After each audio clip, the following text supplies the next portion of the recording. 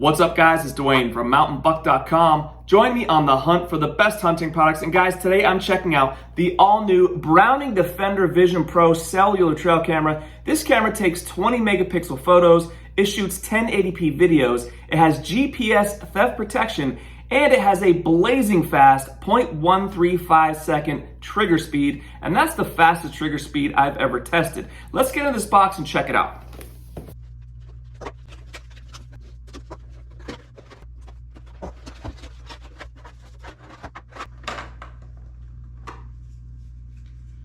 So here we have it right out of the packaging, guys, and I really like that tree bark camo on there. That's gonna provide some really great concealment when you're out in the woods with this thing.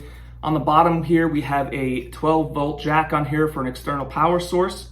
Around back, you have the slats for your strap, and of course some holes here if you wanna lock this thing down with a Python cable. But check out those teeth on there, and that's gonna grip into the tree real nice for you. That's kind of a cool feature. Around bottom here, we do have the standard thread mount if you want to mount it that way on a tripod or whatever like that. Let's open this thing up. So in here we have some pretty basic functionality. I do like they give you that little screen right on there so you can see what's going on. We have the on-off, we have the eject for the battery tray here. It does take a standard size SD card, which is nice. Let's pop out this cartridge. And this is gonna take 8 AA batteries, and they mentioned this camera has some long battery life, so I'm interested to see that. You of course get your strap for the tree here, and your instruction manual. Over here on the side, you'll see you have an external antenna port here, which is a little bit different than what I'm used to. So if you unscrew this guy here, you'll see you have some threads and access to mount a camera. I'm just gonna put this back for now. And when you make your purchase, you're gonna have to choose between the Verizon version camera or the at&t version camera, whichever one you get better service in your hunting area. Let's get this thing fired up and check those settings. It's easy to connect this up to the Strikeforce app. Just create an account, select the plan, and scan that QR code here. You can change the camera name here if you want.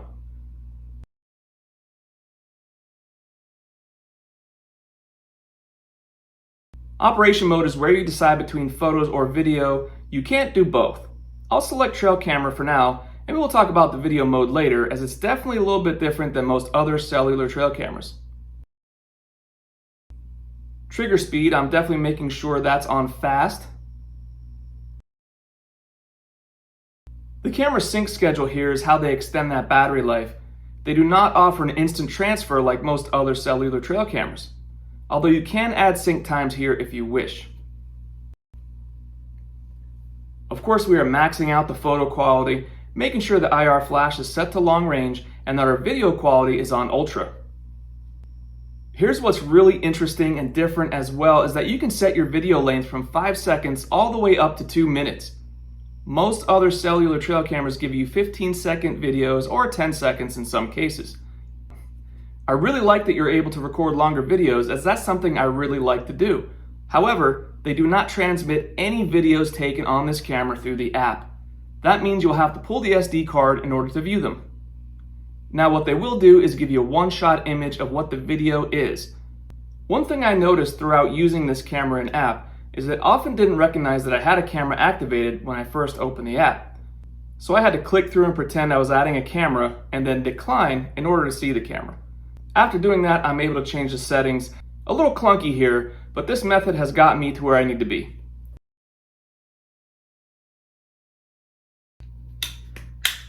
All right, our settings are locked in. Let's get this outside and run some tests. Our Defender Vision Pro is set up on the tree, and that concealment is looking really nice there.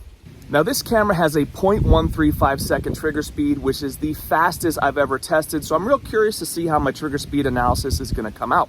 You can adjust the trigger speed with this camera, but I have that thing jacked up to the max. Now how I do this test is I have a cone set up back there about 10 yards. I run right by and see how long it takes that camera to pick me up. Let's find out. It is time for our detection range test. Now this camera has an 80-foot detection range, and how I do this test is I have cones set up at varying distances out here. The first one's at 10 yards, then 20, 25, and finally 30 yards out. And what I want to do is walk by each one at a nice leisurely pace and see how far out this camera is going to detect me.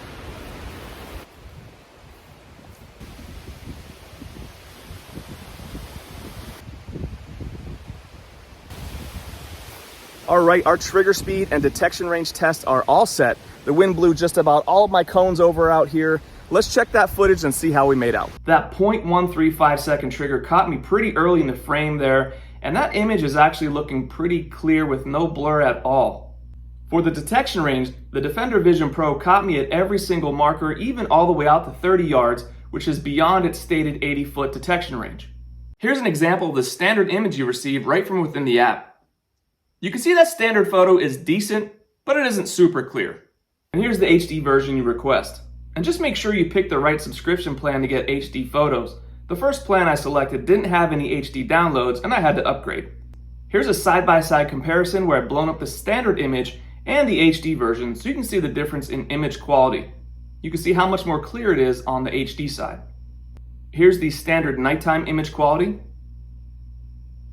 And here's the HD version of the same image, and again you can see already that it's much more clear. And here's the enlarged comparison where you can see the difference.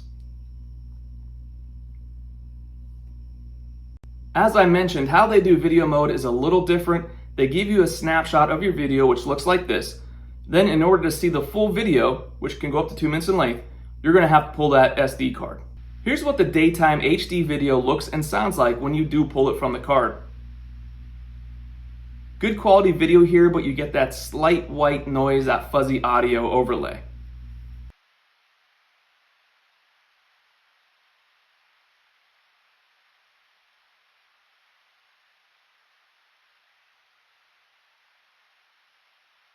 Here's the nighttime video quality.